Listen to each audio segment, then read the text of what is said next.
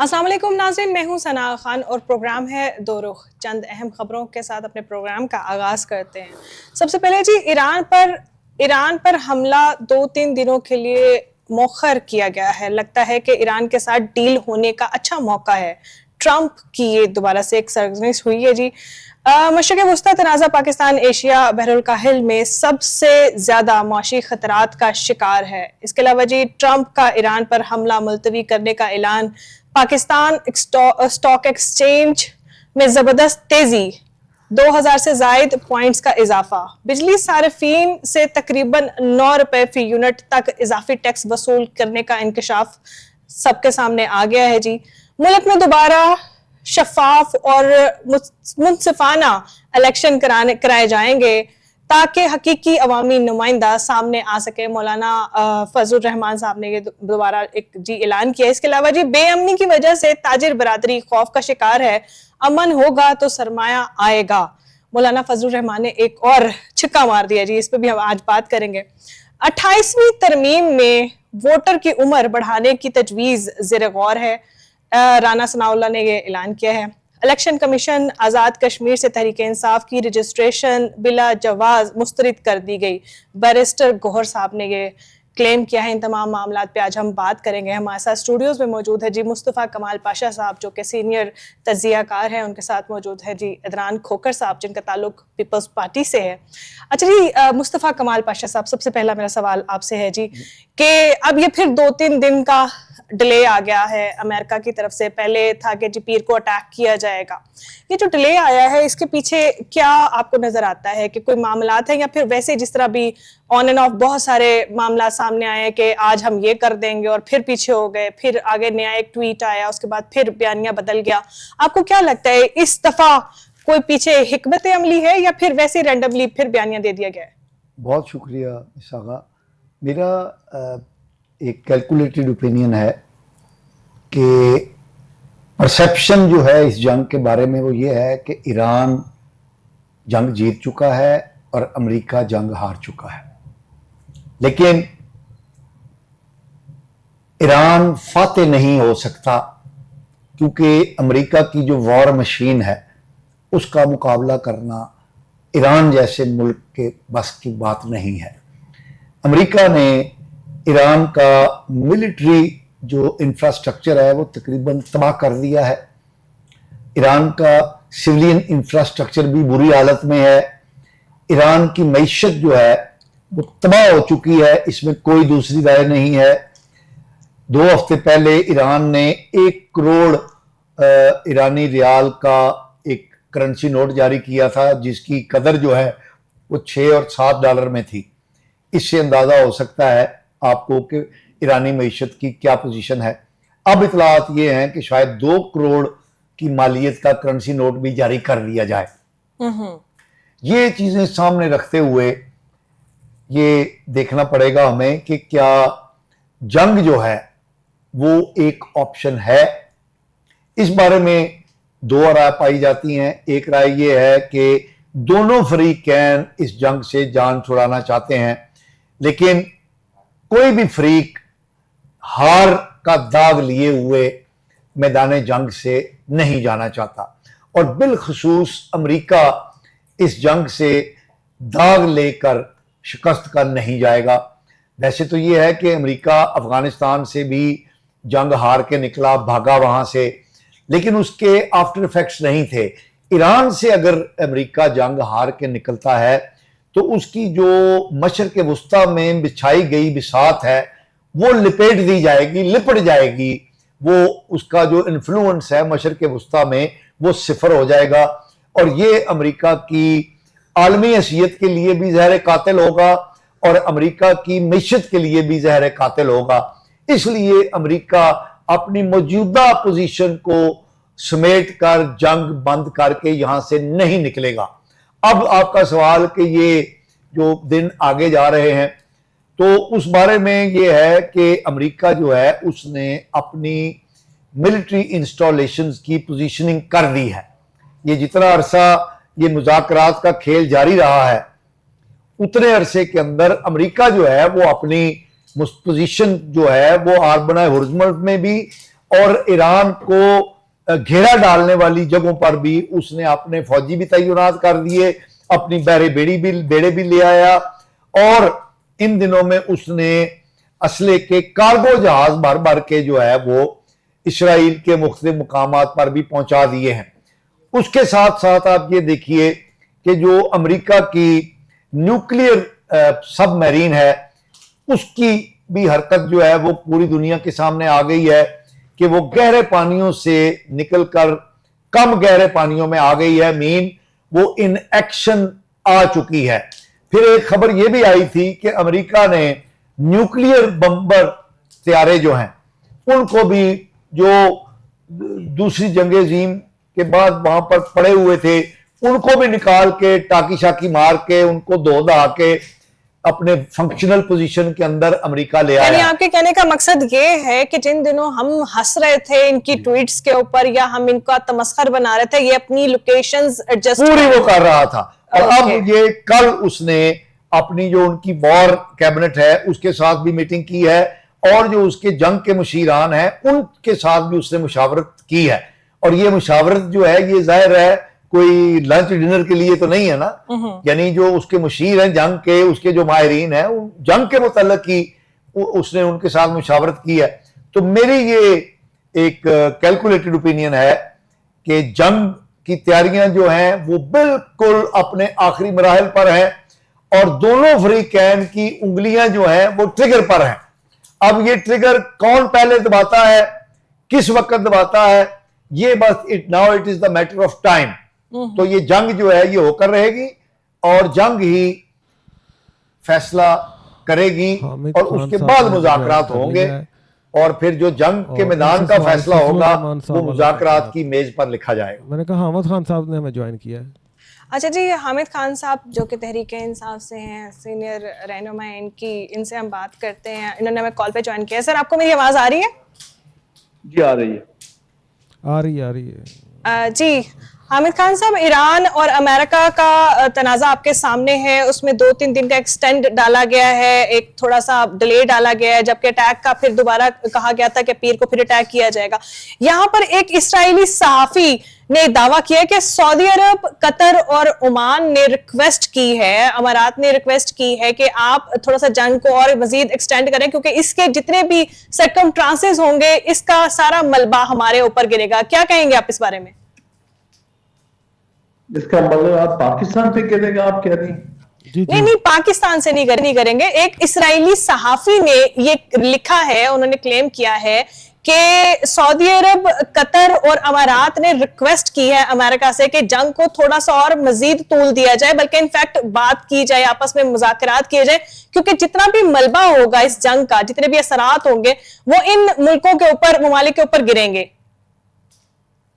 بات تو پارٹلی ہو سکتا صحیح ہو, لیکن بات یہ ہے کہ اس وقت سب سے بڑا جو ولن ہے اس سارے سیٹ اپ میں جو اس وقت وار چل رہی ہے اس میں تو اسرائیل ہے, کیونکہ اسی کی وجہ سے امریکہ جو ہے اس وار میں ایران کے خلاف انوالوڈ ہے, اور وہی اس وار میں کسی قسم کی بھی کوئی صلح نہیں ہونے دے رہا, کیونکہ اس کا جو امبیشن ہے وہ یہ ہے کہ میکسیمم ملکوں پر چڑھائی کر کے زیادہ سے زیادہ علاقے پہ قبضہ کرنا چاہتا ہے.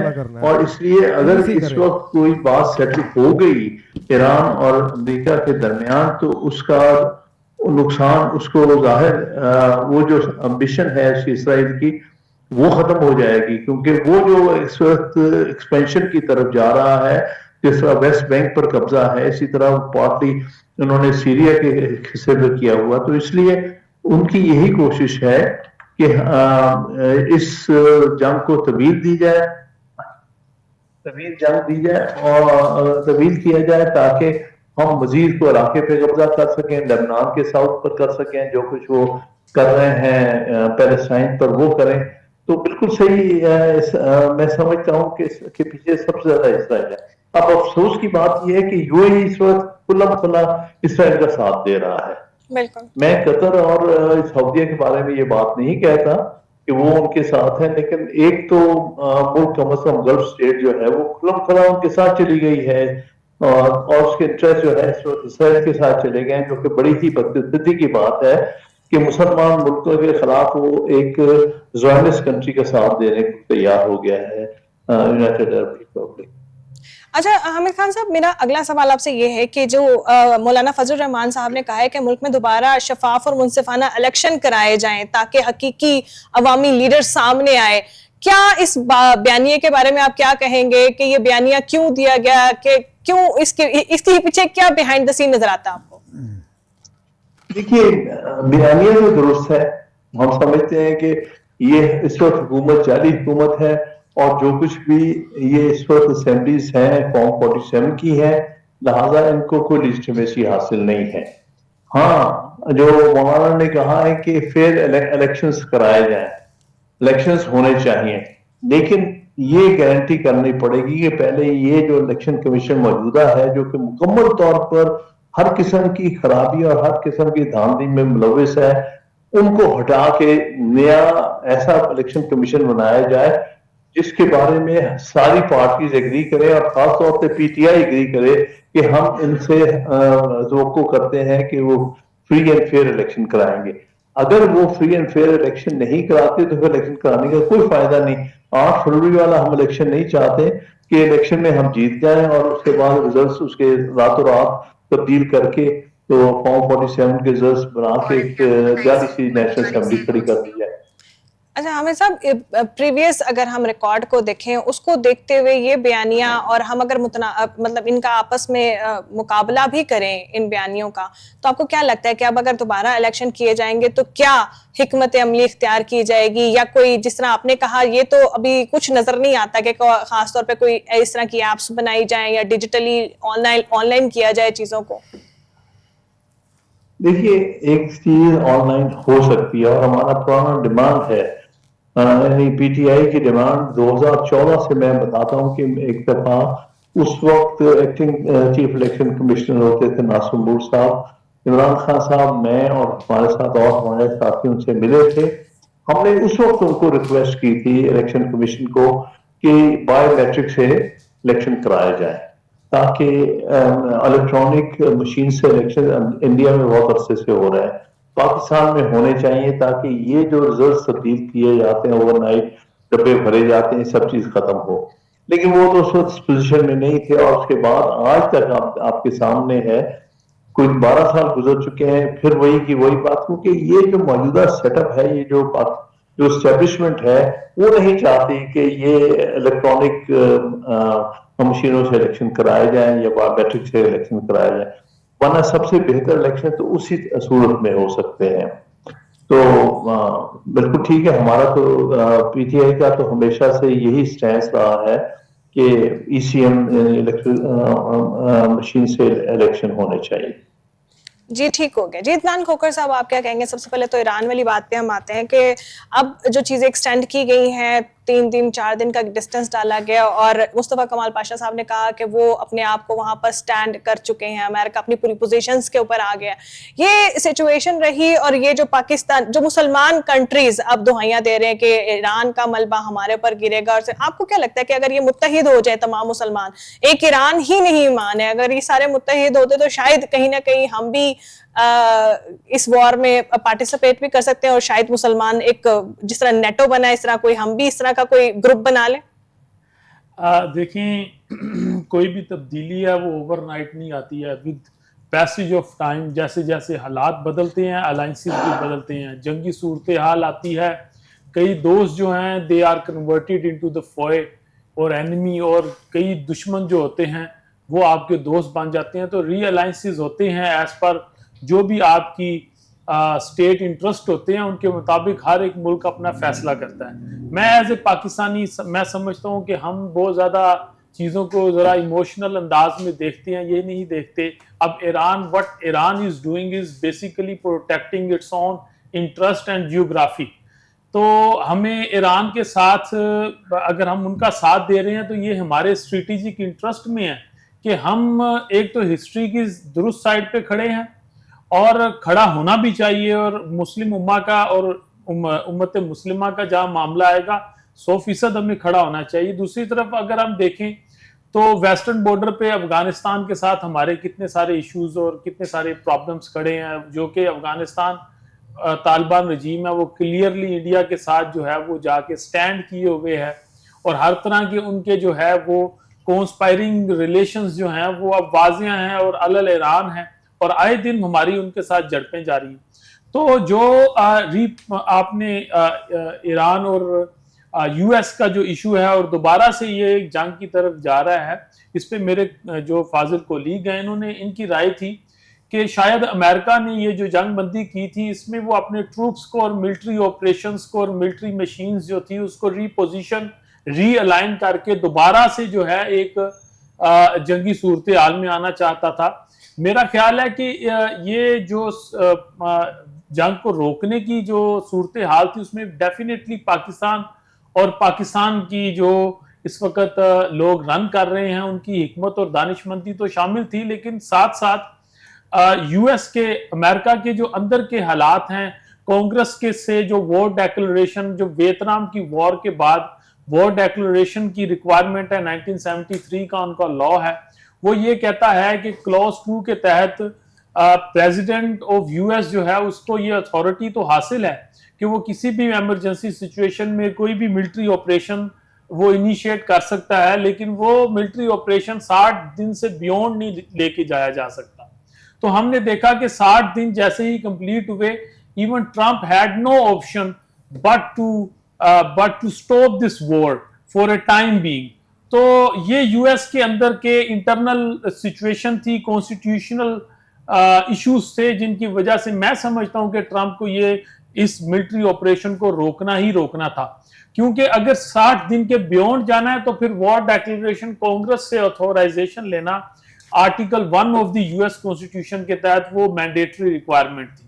لہٰذا whatever Trump has done there is a method to this madness کہ اس نے اپنے کانسٹیٹیوشنل فریم ورک کے اندر رہ کر اس کے پاس کوئی آپشن نہیں تھا بلکہ یہ جنگ بندی کو کنٹینیو کرتا. اب وہ 60 دن کے کور سے شاید باہر نکل آیا ہے اور دوبارہ سے جو ہے وہ بغلے جنگ جو ہے وہ بجنے کی انفارمیشنز آ رہی ہیں. میں یہ سمجھتا ہوں اس ساری صورتحال پہ کہ جو بھی امریکنز نے یہ ملٹری آپریشن کیا ہے وہ بیسیکلی فال آؤٹ آپریشن ثابت ہوا ہے, اور جو تمام اس مڈل ایسٹ کے خطہ میں جو ملٹری مائٹ اور ملٹری ڈیپتھ تھی یو ایس کی وہ ساری ایکسپوز کر بیٹھا ہے امریکہ. اس کے علاوہ امریکہ کو ڈیفینیٹلی جو ہے وہ بیکنگ اسرائیل کی بھی ہے. اسرائیل جو ہے وہ تمام اس ایشو کو ایک زائنسٹ آئیڈیالوجی اور ایک religious so called religious footing پہ لڑ رہا ہے. تو میں سمجھتا ہوں کہ اسرائیل کے جو عزائم ہیں وہ بہت ہی خطرناک ہیں, اور اسرائیل کبھی بھی صلح اور امن کی طرف نہیں آئے گا اور نہ ہی وہ آ سکتا ہے. بالکل ایسے لگ رہا ہے جیسے ٹرمپ گیم سے نکلنا چاہ رہے ہیں, مگر اسرائیل جو ہے نا بار بار بلاک لگا رہا ہے اور چیزوں کو بار بار سامنے لا رہا ہے. اس کے لیے وہ چھوٹے چھوٹے ایج ڈھونڈ رہے ہیں کہ آج اس نے یہ کہہ دیا, آج اس نے وہ کہہ دیا, جس نے وہ کہہ دیا. جی میں اس میں یہ سمجھتا ہوں کہ امریکنز کا جو اس خطے میں جو سارا انٹرسٹ ہے وہ بیسیکلی انرجی ریلیٹڈ ریسورسز جو اس ایریا میں اس خطہ میں پائے جاتے ہیں وہ اس کی حد تک سینٹرک ہے, جبکہ جو اسرائیلین انٹرسٹ ہے وہ that is basically been led by their own Zionist ideology of expansionism. تو وہ اپنی ٹیریٹوریل ایکسپینشن کی طرف جانا چاہتا ہے, اور وہ جانے کے لیے وہ کبھی بھی نہیں چاہے گا امن آئے بلکہ یہ جنگ کنٹینیو کرے. اور ری الائنسز کی میں نے بات کی تھی, اب دیکھیں نا ری الائنسز جو سامنے آ رہے ہیں, کچھ انفارچونیٹلی ممالک ہیں وہ آج تاریخ کی غلط صف میں جا کے کھڑے ہو گئے ہیں. انفارچونیٹلی امارات کی آپ سچویشن دیکھیں, انہوں نے تو بڑا کلیئرلی, بلکہ ان کے جو اینالسٹ ہیں اگر آپ گلف نیوز کو پڑھیں اور ان کے دیگر نیوز پیپرز اور میڈیا کو دیکھیں تو وہ کچھ پچھلے واقعات کے حوالہ دے کر وہ یہ اپنی جو لوگ ہیں ان کو یہ اپنے ملک میں رہنے بسنے والے لوگوں کو کنونس کرنے کی کوشش کر رہے ہیں کہ وہ اینٹی سعودی جو ہے وہ ایک نیکسس کریٹ کرنے کی کوشش کر رہے ہیں یو اے ای والے. تو اور اس اینٹی سعودی سو کالڈ اینٹی سعودی نیکسس میں وہ جا کے زائنسٹ رجیم کے ساتھ کھڑے ہو گئے ہیں. میں سمجھتا ہوں کہ یہ بڑی افسوسناک صورتحال ہے. کرکس یہ ہے کہ they do the plans so do Allah plan, and Allah is the best of the planner. Best of the इंशाल्लाह ताला planner, ये exactly. जो भी जंगी सूरत हाल है इंडिया वाले मामले में भी उम्मत मुस्लिमा को बहुत बड़ी खुशखबरी नसीब हुई, और इंशाल्लाह ताला ईरान के मामले में भी वो हमें खुशखबरी ही मौसूल होगी इंशाल्लाह ताला. Iran will stand out as a victorious in this whole battle. जी बिल्कुल, इंशाल्लाह ऐसे ही होगा. जी समीना अता शाहानी साहिबा, जिनका ताल्लुक मुस्लिम लीग नून से MP हैं, इन्होंने हमें ज्वाइन किया है. जी मैडम, आप क्या कहेंगी इस हिकमत अमली में? अभी तो कुछ समझ नहीं आ रहा, हमें लगा कि ये मजाक हो रहा है, बार बार ट्वीट्स आ रही हैं कि अब जंग हो जाएगी, अब अगले दिन 1 घंटा 2 घंटा अगले दिन, और अब ऐसा महसूस हो रहा है जैसे ये गेम कहीं ना कहीं किसी कंक्लूजन पे पहुंचने वाली है. या तो ईरान की तरफ वॉर का ऐलान कर दिया जाएगा, और या फिर ये मुफाहमत तो नजर नहीं आती. आप क्या कहेंगे इस बारे में? समिया अता शाहानी. सना में मतलब आपका सारा जो एनालिसिस कर रही थी, आप सबको सुन रही थी, मैं यहाँ ये कोट करना चाहूँगी कि ईरान को जो सबसे पहले नुकसान पहुँचाया ना, वो यही ज़ूनिस्ट थे जो इनके अंदर प्रॉक्सीज़ की सूरत में मौजूद थे, और अब फिर ईरान ने जाके इंडिया के साथ हाथ मिलाना शुरू किया है. अगर देखा जाए तो बहुत पहले जो ब्लैक वाटर काम कर रही थी, उसमें इंडिया, उसमें इसराइल और अमेरिका, इनका अलायंस रहा. तो बहुत सारी चीज़ें ईरान की उनके टिप्स पे, फिंगर टिप्स पर मौजूद होंगी, और अभी भी अगर ईरान उनके साथ हाथ मिलाकर और बहुत सारी चीज़ें उन पे दोबारा वो अपनी आश्कार कर बैठेगा, और उसका जो नुकसान है वो ईरान को उठाना पड़ेगा. ये मेरी 6 सेंसेस कहती हैं. और उसके अलावा मैं ये भी कहूँगी कि ईरान को इस वक्त भी समझ नहीं आई कि इस टाइम मुस्लिम उम्मा में सबसे ज़्यादा अगर किसी ने साथ दिया तो वो पाकिस्तान था, और पाकिस्तान जो इस वक्त इसको डिफेंड कर रहा था, डिफेंडर मोड में था, इसको अपना दुश्मन बना रहा है. दूसरी तरफ देखा जाए जो मुस्लिम कंट्रीज़ हैं वो इसराइल को और अगर अमेरिका को वो ये समझते हैं कि ये इनका साथ देंगे, तो मेरा ख्याल है ये एक और हमारे लिए सानिया क्रिएट होने जा रहा है. मुस्लिम उम्मा का इत्तेहाद वक्त की ज़रूरत भी है, और हमेशा से ये ज़रूरत रहा है. और जैसे नेटो फोर्सेस हैं या कोई और अलायंस हैं, मुस्लिम उम्मा का इत्तेहाद हर वक्त होना बहुत ज़रूरी है. जियोग्राफिक बाउंड्रीज़ को देखना बेशक ज़रूरी है, लेकिन इस टाइम जो जंगी असरात हैं उनसे अगर महफूज किसी ने किया है तो वो मुल्क पाकिस्तान है. और मेरा ख्याल है ईरान ने सबसे पहले अपने दोस्त मुल्क जो उसका साथ देने वाला था, उसके हरीफ से जाके हाथ मिलाना, उनके साथ जियोग्राफिक डिस्क्रिप्शन मोड में आके उनके साथ अलायंस क्रिएट करना, मेरा ख्याल है वो अपने लिए कुछ और गड्ढा खोद रहा है. दूसरी तरफ ये देखें कि पाकिस्तान ने इस वक्त सफारती मिहाज पे बड़ी कामयाबियां हासिल की. जहां देखा ट्रंप जाके चाइना का विजिट कर आए हैं.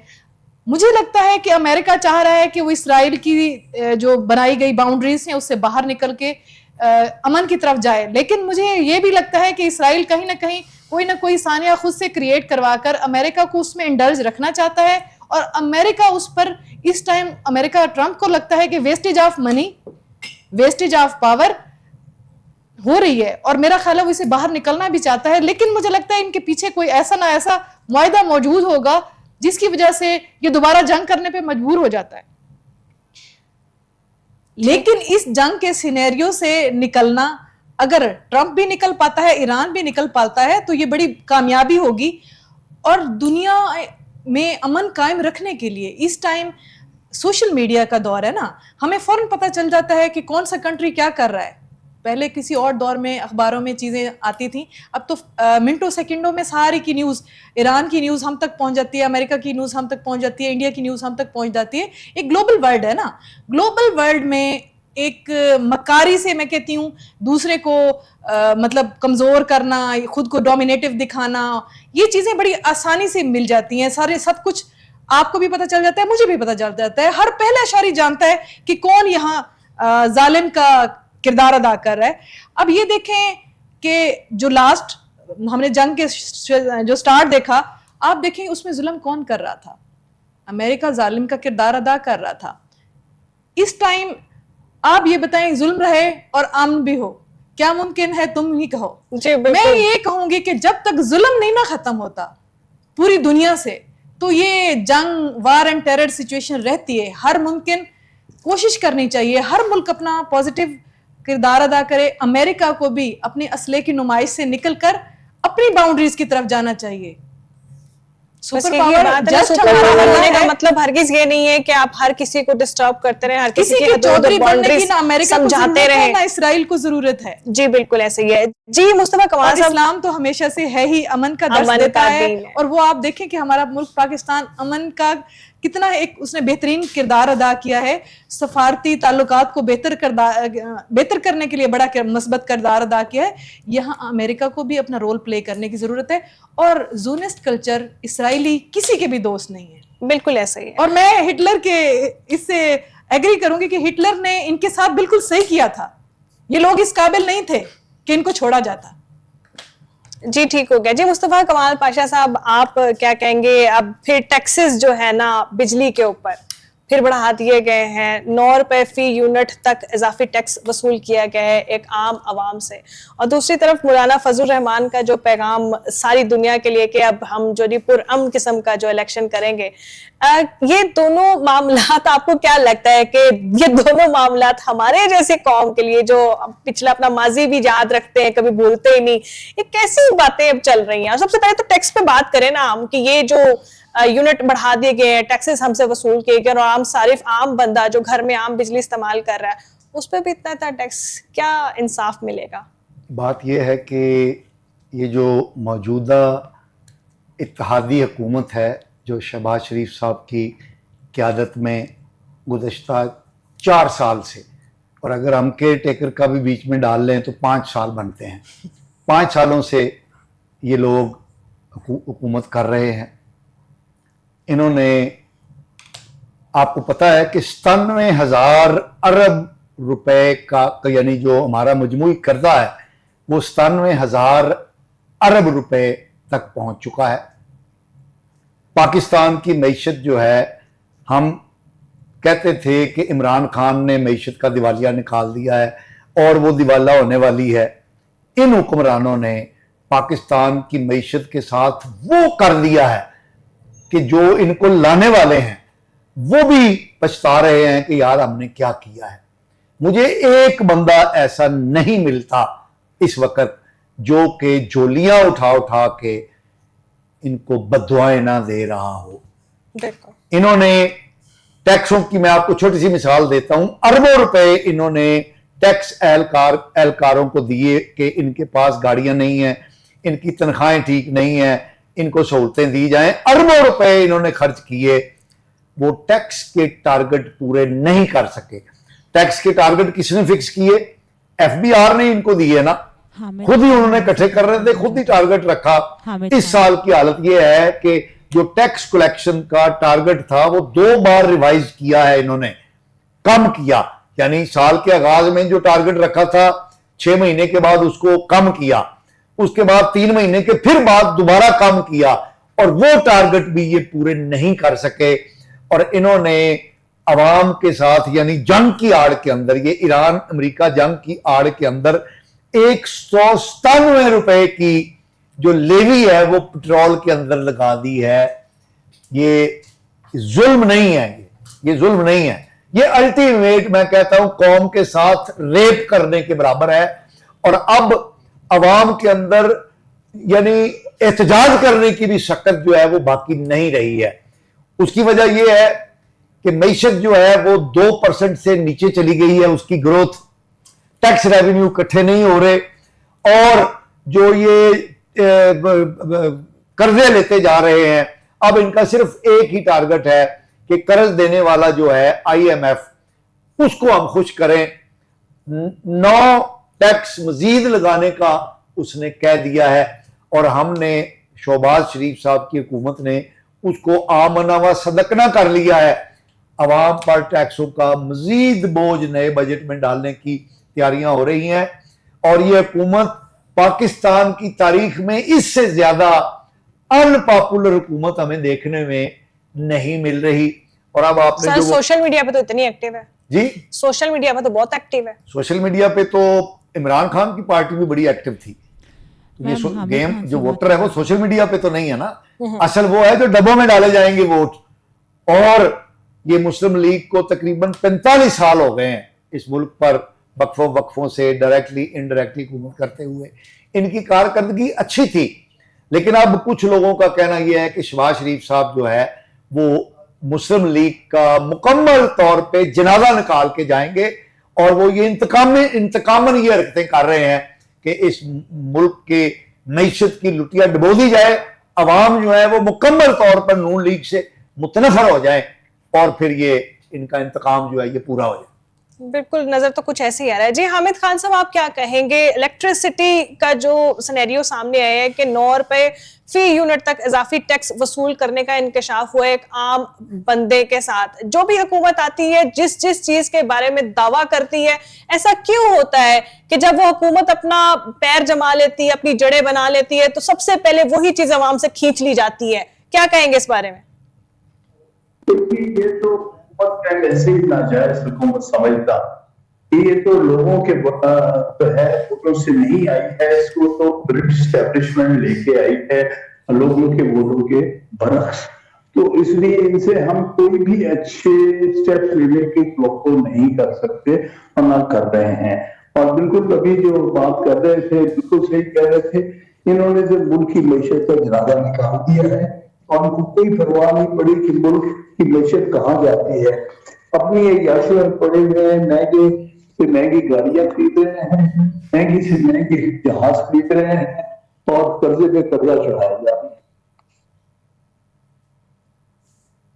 نہیں، حکومت نے تو کر دیا، مگر آپ کو کیا لگتا ہے ابھی الیکشن کے بارے میں جو ایج کا یہ لمٹ جو کراس کر رہے ہیں، تو وہ جو سرٹن ایج کی بات کریں، جو ایج ریکوائرڈ ہے دوسری پارٹی کے لیے، آپ کو کیا لگتا ہے کہ ایج لمٹ ختم کرنے سے کیا آپ کو لگتا ہے کہ دوسرے لوگ آ سکتے ہیں دوبارہ سے؟ یہ کیوں خوش فہمی ہے، یہ 25 کی بجائے 50 بھی کر دیں گے تب بھی یہ الیکشن نہیں جیت سکتے، کیونکہ اس طرح یہ انپاپولر ہے کہ لوگ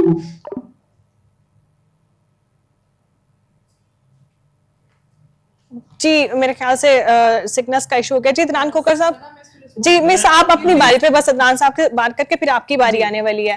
جی بجلی بحران کے جو ہے پہلے ہم بجلی بحران پہ بات کریں گے، پھر ہم آگے مزید جو ہے نا وہ چلیں گے، کیا کہیں گے اس بارے میں؟ دیکھیں بجلی بحران ہو یا کوئی اور دیگر بحران، میرے خیال سے انسانیت بحران ہم کہیں گے، یہاں پر عوام بحران کہیں گے، عوامی غریب بحران ہے، اور یہاں پر جو الٹی گنگا چلائی جا رہی ہے وہ بڑا انفارچونیٹ ہے۔ پنجاب میں ہم رہتے ہیں، کسانوں کے آپ ایشوز میں دیکھ لیں، پنجاب کی پاپولیشن کا may be more then 65%، may be 68% جو پاپولیشن ہے that is attach to the agricultural sector.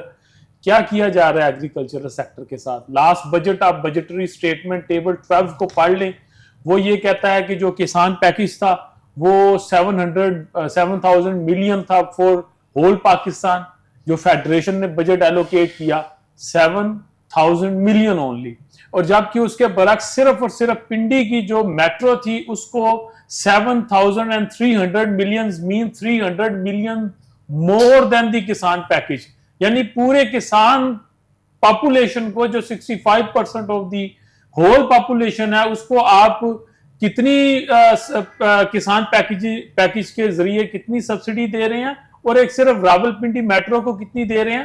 وہ راولپنڈی میٹرو کی سبسڈی کسان کو دی گئی سبسڈی سے زیادہ ہے۔ یہ حالات ہیں، اور یہ these are the documented facts which cannot be denied. تو میں سمجھتا ہوں کہ یہ حالات اس ملک میں ہے، الٹی گنگا ہے۔ اب میں اس کو کیا کہوں، اور کس طریقے سے نون لیگ اس کو سپورٹ کر سکتی ہے، یا کوئی بھی پیپلز پارٹی اس چیز کو کیسے بیک کر سکتی ہے؟ قطعاً نہیں کر سکتی، نہ ہی ہم کریں گے۔ اور جب ہم آواز اٹھاتے ہیں تو ان کی جو میڈم سی ایم ہے، جو کہ سو کالڈ پنجاب کی والدہ محترمہ بھی بنی ہوئی ہیں، وہ کہتی ہیں کہ جی پیپلز پارٹی والوں کی انگلیاں توڑ دیں گے۔ تو بابا ہماری انگلیاں توڑنے سے کچھ نہیں ہوگا، ہم نے سر قلم بھی کروا لی ہیں، ہم پھر بھی ڈٹے ہوئے ہیں۔ تو میں سمجھتا ہوں کہ یہ کہ جو ریسنٹلی اب بجلی کا بحران آپ کہہ رہی ہیں، بجلی کے بحران سے پہلے کتنے بحران بتاؤں؟ یہ پیٹرول کا جو بحران آیا، یہ بحران نہیں، یہ سکیم ہے۔ اور میں نے آپ ہی کے پروگرام میں جب یہ فرسٹ ٹائم پیٹرول پرائسز بڑھائی گئی تھی تب میں نے کہا تھا کہ پیٹرول پروکیورمنٹ کا جو دنیا بھر میں گلوبلی ایک سٹینڈرڈ آپریٹنگ پروسیجر ہے وہ یہ ہے کہ جب بھی آپ نے کوئی بھی پیٹرول ریلیٹڈ آرڈر پلیس کرنا ہے تو جس وقت میں بھی آپ وہ پلیس کریں گے اور جس ریٹ پہ بھی آپ پلیس کریں گے डिलीवरी आपको जब भी दी जाए, कुछ भी इमरजेंसी सिचुएशन हो, आपको डिलीवरी के वक्त पे वही प्राइस आपसे चार्ज की जाएगी जिस पे वो ऑर्डर प्लेस हुआ था। तो रिसेंटली फिर मैंने आप ही के प्रोग्राम में कहा, और उसके बाद करीबन 1 माह बाद इन्हीं के वजीर हैं दानियाल साहब, उन्होंने आके इस बात को माना कि पाकिस्तान में जो ईरान और यूएस के कंफ्लिक्ट के बाद जो पहली कंसाइनमेंट आई, उसके बाद दूसरी और तीसरी कंसाइनमेंट आई, वो तमाम कंसाइनमेंट प्रीवियस रेट के मुताबिक आई हैं। तो जब आपके पास महंगा पेट्रोल पाकिस्तान में एंटर ही नहीं हुआ, तो आप प्राइसेस क्यों बढ़ा रहे हैं और कैसे बढ़ा रहे हैं? पीपल्स पार्टी ने इस पर भी एहतजाज किया। प्रॉब्लम यह है कि ये अवामी राय को बिल्कुल भी यकसर नजरअंदाज किए बैठे हैं, क्योंकि अनफॉर्चुनेटली ये खुद फार्म 47 की पैदावार है, और मैं बिल्कुल अग्रेसिवली ये बात करूंगा कि इनको बिल्कुल भी लोगों की दर्द से और मुश्किलात से कोई लेना देना नहीं है। रिक्शे वालों को 2-2 हजार आप फाइन कर रहे हैं, क्या ये जमहूरियत है? इस जमहूरियत की आप बात करते हैं? मियां नवाज शरीफ साहब हैं, वो 100 को जिला वतनी बनाकर बैठे हुए हैं, और एक अपना उन्होंने नैरेटिव बनाया है। भाई कुछ इस हुकूमत में, नून लीग की हुकूमत में अपनी परफॉर्मेंस को ऑन करने वाला शख्स ही आप भी तो हुकूमत के तहत ही है ना, आप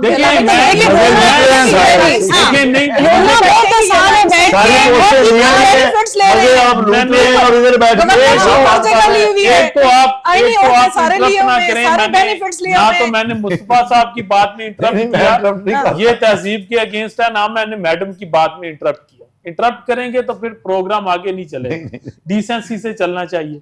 देखें, हम अगर इनके पार्टनर्स हैं तो हम पार्टनर इक्तदार में नहीं है, हम पार्टनर पार्लिमान में हैं। हमने पार्लिमान में इनको सपोर्ट किया, और वो सपोर्ट जो है सबसे पहले ऑफर हमने पीटीआई को किया था। यहां पे खान साहब, who is one of the most credible leader of the PTI, he is also available, कि इनकी अपनी लीडरशिप के लोगों ने भी कुछ ने माना। Barrister Aitzaz Ahsan People's Party की साइड से वन ऑफ दोज हैं जिन्होंने जाके अनऑफिशियल चैनल्स के जरिए इनकी लीडरशिप को ऑफर किया था पीटीआई की, कि आप आए इक्तदार को संभालें। वहां पे पीटीआई के अपने इश्यूज हैं। पीटीआई ये समझती है कि पीटीआई सिर्फ और सिर्फ इमरान खान का नाम है। पीटीआई अगर शाह महमूद कुरैशी का नाम होता तो शायद ये मसला रिजॉल्व होता, और शायद पीटीआई लेड गवर्नमेंट बन जाती। अब भी स्पेकुलेशंस चल रही हैं, अब भी आपके मीडिया के लोग ही जो हैं वो ये खबरें जो हैं उनको फ्लोट करते रहते हैं कि कोई अलायंस बन रहा है। मैं तो इस बारे में लबकुशाई नहीं करूंगा, क्योंकि हमारा कोई ऑफिशियल स्टेटमेंट अवेलेबल नहीं है। मैं सिर्फ ये समझता हूं कि जो भी आप पॉलिसीज इंट्रोड्यूस कर रहे हैं, पर हम सिंध के हम जिम्मेदार, सिंध में हमारी हुकूमत है, हम उसके जिम्मेदार हैं। सिंध में सबसे बड़ी यहाँ पे तो गवर्नर साहब इम्तियाज बांट रहे हैं। 1,20,000 सोलर यूनिट्स जो हैं वो हम फ्री ऑफ कॉस्ट दे रहे हैं। फिर सिंध बैंक जो है उसने सोलर फाइनेंस फैसिलिटी अनाउंस की है अर्बन एरियाज के लिए। फिर हमने सोलर फाइनेंस फैसिलिटी अनाउंस की है एग्रीकल्चरल एरिया। फर्टिलाइजर के बारे में हमने तमाम सिंध का जितना किसान था, तमाम सिंध के किसान को अक्रॉस द बोर्ड जो है फर्टिलाइजर में फ्री ऑफ कॉस्ट फर्टिलाइजर, अगर वो छोटी पैमाने का जमींदार है तो सर ये पता नहीं कौन से आप सिंध की बात कर रहे हैं। सिंध को देखना बहुत जरूरी है, क्योंकि सिंध के लोग पंजाब की तरह मूव करते हैं जब उनको सेहत के मसले होते हैं। सिंध से लोग पंजाब मूव करते हैं जब उनके रोजगार नहीं मिलते। सिंध के बेशुमार ऐसे केसेस यहाँ पंजाब में आते हैं जहां पर हमें पता नहीं चलता कि ये किस तरह के केसेस है। वहां पर तो औरतों के इतने मसले मसाइल है कि हम उसको डिस्कस करें तो आज शाम हो जाए। अगर आप हेल्थ सेक्टर की बात करेंगे, मैं इस चीज पे चैलेंज करने को तैयार हूं। आप नून लीग का कोई भी शख्स आ जाए, इनके हेल्थ मिनिस्टर आ जाए, वो आ जाए और आकर जो हेल्थ सिस्टम्स हैं सिंध के उसका कंपैरिजन कर लें। हमने NICVD के तहत, SUIT के तहत, NICH के तहत हमने जो जाल बिछाया है हॉस्पिटल्स का सिंध में, आज हम जो है तमाम हार्ट रिलेटेड डिजीजेस की फ्री ऑफ कॉस्ट जो है वो इलाज दे रहे हैं। करोड़ों का खर्चा जिस इलाज पे आता था, कैंसर का हम कैंसर के जो हैं वो one of the finest institution जो है वो कराची में अवेलेबल है। ठीक होगी, ये बहुत अच्छी बात है, अगर आप ये बता रहे हैं तो बहुत अच्छी बात है, ये बहुत सारे लोगों की अवेयरनेस के लिए भी मैसेजेस हैं। Ready to put a challenge to whole Muslim League Noon कि वो आए और आगे डिबेट करें। पीटीआई को कहता हूं, पीटीआई ने आज तक एक 18th अमेंडमेंट के बाद जब से हेल्थ इनको डिवॉल्व हुआ है, एक हॉस्पिटल इन्होंने नहीं बनाया। हमने सिर्फ और सिर्फ NICVD के तहत आज तक 10 हॉस्पिटल जो हैं वो सिंध में फुली ऑपरेशनल बना चुके हैं, SUIT के तहत बना चुके हैं, और ये कार्डियोवैस्कुलर डिजीजेस के, आपकी ट्रांसप्लांटेशन के ये मेगा प्रोजेक्ट्स हैं। और NICH का मैं अगेन कहूंगा, मैं पिछले प्रोग्राम में भी कह चुका हूं, NICH जो चिल्ड्रंस केयर हॉस्पिटल है वो दुनिया में सबसे बड़ी फैसिलिटी, सबसे बड़ी कैपेसिटी का, बेड वाइज सबसे बड़ी कैपेसिटी का इंस्टीट्यूट पाकिस्तान पीपल्स पार्टी ने सिंध में लगाया है। जी बहुत अच्छी बात है, अगर ये है तो बहुत अच्छी बात है। बहुत सारी चीजें जो आप कोट कर रहे हैं, बहुत सी आवाम का फायदा हो जाएगा इन तमाम चीजों। मैं एक छोटा सा पॉइंट कर दूं, हमारा क्योंकि इनकी बहुत शानदार कारकर्दगी रही है गुज़श्ता 15, 20, 30 साल में। पंजाब से इनका सफाया हो गया है। दोगली पॉलिसियां, यानी तमाम मजे इख्तियार के नून लीग के साथ मिलकर लूट रहे हैं, ये तमाम बड़ी पोस्टें ले रहे हैं, हर चीज मौजे मार रहे हैं, हर चीज में इत्तेहादी है, लेकिन इधर बैठ के वो कह रहे हैं नहीं नहीं नहीं, मतलब ये इनकी इतनी शानदार पॉलिसी है कि पंजाब से इनका सफाया हो गया। जी सुमैया साहिबा, आपकी तरफ अभी आते हैं हामिद साहब से, क्योंकि नेट कनेक्ट हमारा वो डिस्टर्ब हो गया था तो इस वजह से। जी हामिद साहब, आप इस बारे में क्या कहेंगे? यहाँ पर बिजली बहरान है, पेट्रोलियम का लोग पेट्रोल के लिए बहुत परेशान है। पेट्रोल फी लीटर का हर दूसरे दिन नया नया एक ऐलान होता है कि अब इतना इजाफा हो गया, फिर बीच में 2 रुपए कम करके 10 रुपए के इजाफे की तरफ छलांग मार दी जाती है। क्या कहेंगे इस बारे में? बिल्कुल, ये कौम के साथ बहुत बड़ा धोखा कर रहे हैं। ये जितनी कीमत बढ़ाई है ये सब कॉन्टिनेंट किसी और ने नहीं बढ़ाई। हालांकि बिल्कुल इन्होंने सही कहा कि पुराने रेट पर इनको शिपमेंट्स मिली हैं। इन्होंने अपने जो गवर्नमेंट के अखराजात पूरे करने के लिए आम आदमी पर ये बहुत बड़ा टैक्स लगा दिया है। ये ऑयल टैक्स लगाया है इन्होंने, क्योंकि हर आदमी मजबूर है, बेचारा गरीब मोटरसाइकिल वाले ने भी पेट्रोल डलवाना है, तो गरीबों पर इसका बोझ ट्रांसफर किया है। लेकिन जो प्रिविलेज तबका है, जो मुफ्त का तेल, मुफ्त की गैस, मुफ्त की बिजली हासिल करता है, जिसमें कि हमारे कैबिनेट मेंबर्स हैं, जिसमें हमारे जजेस हैं, जिसमें हमारे जनरल्स हैं, उनको तो सारा कुछ मुफ्त मुहैया है। वो मलबा भी तो कहीं ना कहीं, वो मलबा भी तो सर कहीं ना कहीं गिराना है ना, वो मलबा भी तो गिराना है कहीं ना कहीं आम आवाम के ऊपर। तो आम पर मलबा सारा गिरा दिया उन्होंने पकड़ के, क्योंकि ये प्रिविलेज लोगों से तो टैक्स वसूल नहीं कर सकते। जो इस मुल्क की एलीट है वो टैक्स देती नहीं है, तो वो पेट्रोल की शक्ल में ये सारा टैक्स का बर्डन गरीब आदमी के ऊपर, मोटरसाइकिल के ऊपर, आम आदमी के ऊपर गिरा रहे हैं, और जानबूझ के गिरा रहे हैं। आपने बिल्कुल सही कहा कि 10 रुपए बढ़ाते 2 रुपए कम करके तो प्रोपेगेंडा करते हमने 2 रुपए कम कर दिए, फिर बढ़ा तुमने पहले 10 रुपए दिया था। तो यही कुछ खेल खेली जा रही है। और ये जो सारे अखराजात, अपने गलत अखराजात, आप देखिए प्राइम मिनिस्टर की मोटर ग्रेड यात्री साथ 40 गाड़ियां होती हैं, क्या जरूरत है तुम्हें इतनी गाड़ियों की? सिक्योरिटी के लिए 2 गाड़ियां काफी है, लेकिन ये सब कुछ हो रहा होता है। इसी तरह से और भी जितने लोग हैं वो अपने साथ मोटर ग्रेड लेके जाते हैं कई गाड़ियों का, किस लिए? तुम लोगों ने आया, ये गरीब मुल्क बेचारा अफोर्ड कर सकता है इस किस्म के महंगे हुक्मरान? हो भी ना जाएगा, हो भी बड़े महंगे। तो ये हुकूमत पसंद भी नहीं करती, प्रोटोकॉल्स को तो मना कर दिया गया था, हुकूमत पसंद भी नहीं करती, उसके अगेंस्ट भी है, मगर अपने प्रोटोकॉल्स खत्म नहीं होते। ये प्रोपेगेंडा करते हैं। हकीकत तो ये है कि ये हर जगह रस्ते रुके हुए हैं। आपको पता है इस्लामाबाद में क्या होता है, लाहौर में हम हर जगह देख रहे हैं, जहाँ चीफ मिनिस्टर जाती है वहां प्रोटोकॉल की लाइन लग जाती है। आपके सामने है वो नसीम शाह बेचारा, हमारा एक बॉलर है, उसने इतना क्रिटिसाइज कर दिया कि चीफ मिनिस्टर को इतना प्रोटोकॉल लेने की क्या जरूरत है, उसको बेचारे पर 2 करोड़ का उस पर जुर्माना डाल दिया। ये तो इस मुल्क की हालत है। यहाँ तो टोटल डिक्टेटरशिप है, और आम आदमी बेचारा जो है अगर कोई बात इसके खिलाफ क्रिटिसिज्म करता है उसको सजा दी जाती है। तो ये तो हालात हो गए, क्योंकि ये इनको पता है कि हमें कौम ने नहीं भेजा, ہم تو یہاں ڈنڈے کی زور پہ بیٹھے ہیں, ہم ملٹری اسٹیبلشمنٹ کے کندھے پہ چڑھ کے یہاں حکومت کر رہے ہیں, تو اس لیے ہمیں کسی عوام کو جواب دینی ہے ہونا ہے, اس لیے ہم جو جی چاہے کریے جائے. جی بالکل ایسے ہے. جی سمیہ طاہر صاحبہ, دیکھیں 2013 میں پہلے تو میں یہ الیکٹریسٹی کی بات کروں گی. 2013 میں جو عوامی مطالبہ تھا لوڈ شیڈنگ کا خاتمہ تھا, اس میں آئی پی پیز کے ساتھ جو معاہدے کیے گئے وہ یکمش ختم نہیں کیے جا سکتے تھے, اس کا خمیازہ عوام بھگت رہی ہے. 2013 میں کسی کو نہیں پتا تھا کہ لوڈ شیڈنگ کے خاتمہ کے لیے ہمیں بعد میں جا کر کیا قیمت طے کرنی پڑے گی. سوری میں یہاں پر آپ کو انٹرپٹ کروں کہ جب ہم آئی پی پیز کے ساتھ معاہدے کرتے ہیں تو ہم اپنے اوپر تو لوڈ ڈال سکتے ہیں, مطلب حکومت اپنے اوپر ڈیوائیڈ کر سکتی ہے, ٹیکسز پر وہ کر سکتی ہے, مگر عام عوام کو کہاں کیوں جکڑ دیا گیا اور اتنا جکڑ دیا گیا. اس وقت 55 روپے لیٹر تھی اور لوڈ شیڈنگ خاتمہ کیا گیا تھا, دہشت گردی کا خاتمہ کیا گیا تھا. لیکن 2014 میں جو ناچتی ہوئی قوم آئی اور اس نے آ کے دھرنے دیے ڈی چوک پہ, وہ مظاہرے کیے کہ آج اس کا خمیازہ ہم 400 روپے لیٹر پیٹرول کی صورت میں بھگت رہے ہیں.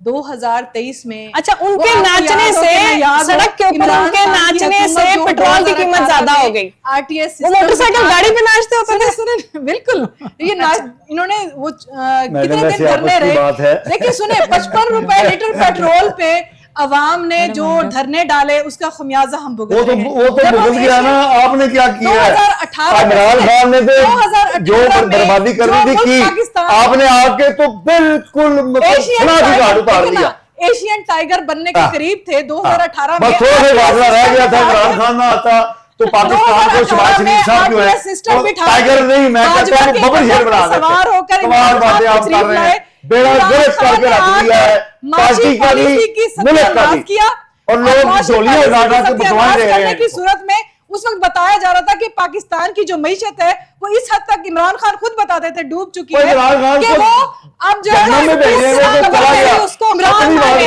یاد کریں کہ سکون صرف قبر میں ہے. عمران خان بننے جا رہے ہیں, جو وزیر شیطان میں اپنی کارکردگی انہوں نے اٹھا کر پھینکا کہ جاؤ میاں تمہیں کتنے تک لاڈلا رکھیں, اب جا کے تم ادھر سکون کرو.